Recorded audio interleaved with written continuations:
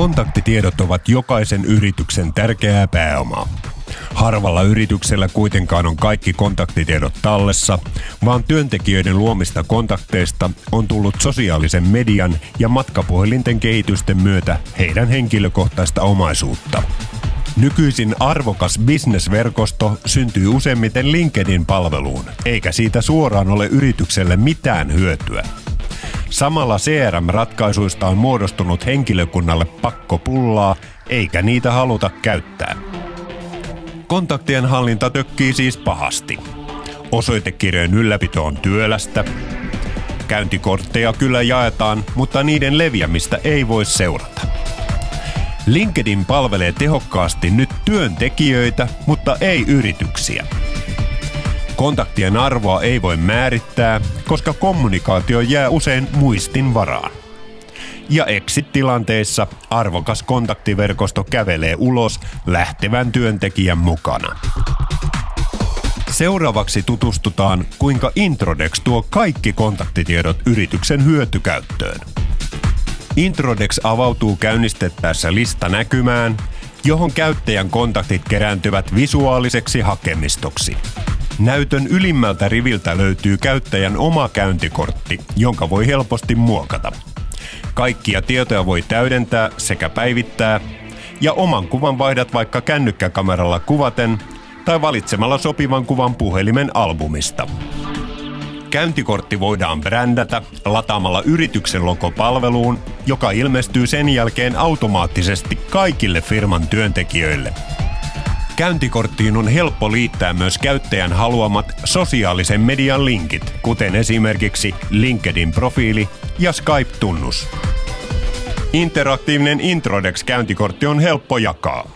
Käyttäjä syöttää vain vastaanottajan matkapuhelinnumeron tai sähköpostiosoitteen ja käyntikortti lähetetään vastaanottajalle. Vastaanottajan ei tarvitse olla Introdex-käyttäjä, vaan hän saa käyntikortin puhelimensa SMS-viestillä, joka sisältää linkin lähettäjän käyntikorttiin. Introdex-käyntikortti menee aina perille, koska käyntikortin voi avata millä tahansa selaimella varustetulla matkapuhelimella. Lähettäjälle uusi kontakti ilmestyy listaan oranssilla värillä. Klikkaamalla riviä kontaktikortti avautuu, ja koska numero tunnistettiin hakupalvelussa, on sieltä saadut tiedot jo valmiiksi esitäytettynä kontaktin yhteystietokorttiin. Käyttäjä voi nyt hakea lisätietoa LinkedIn-palvelusta klikkaamalla LinkedIn-hakunappia. Kontaktin profiili löytyy LinkedIn-palvelusta, ja kontaktitietokortti päivittyy nyt muun muassa valokuvalla ja ammattitiedoilla. Valmis yhteystietokortti syntyi lähes automaattisesti ja ilman kömpelöä kosketusnäyttöön kirjoittamista. Introdex-käyntikortit näyttävät aina hyvälle ja niissä on persoonallinen ilme. Ohjelma tunnistaa kontaktin kuvan sävymaailman ja luo automaattisesti valokuvaan sopivan ilmeen koko kortille. Introdex-käyntikortteihin on liitetty käyttöä parantavia toimintoja. Yhtä nappia painamalla käyttäjä voi soittaa, lähettää viestin tai sähköpostin,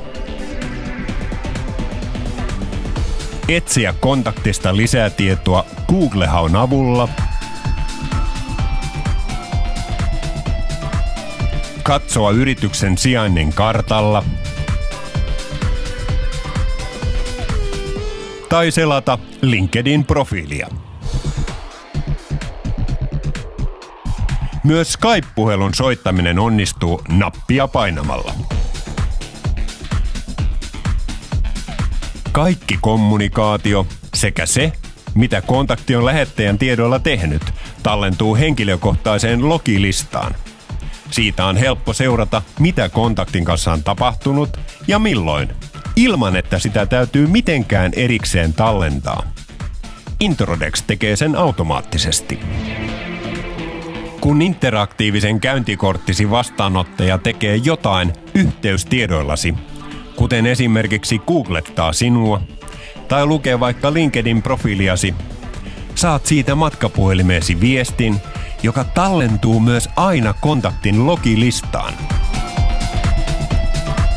Introdex Business-paketti pitää sisällään henkilökuntaosion. Tässä työkaverit-listassa näkyvät automaattisesti kaikki yrityksessä työskentelevät ohjelman käyttäjät. Työkaverien käyntikortteihin on liitetty samat viestintää helpottavat toiminnot, mutta login tilalla on statistiikkaa käyttäjän viestinnästä ja kontaktoinnin aktiivisuudesta. Käyttäjien aktiivisuutta on helppo seurata viikko- ja kuukausitasolla, sekä kuinka aktiivisesti asiakkaat ovat heidän kanssaan kommunikoineet.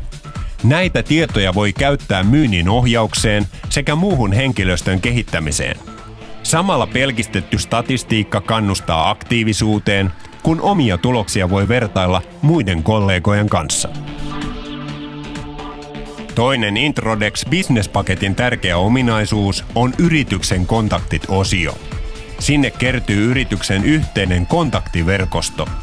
Aina kun joku henkilökunnasta jakaa käyntikortin, hän liittää sen myös yrityksen yhteiseen verkostoon.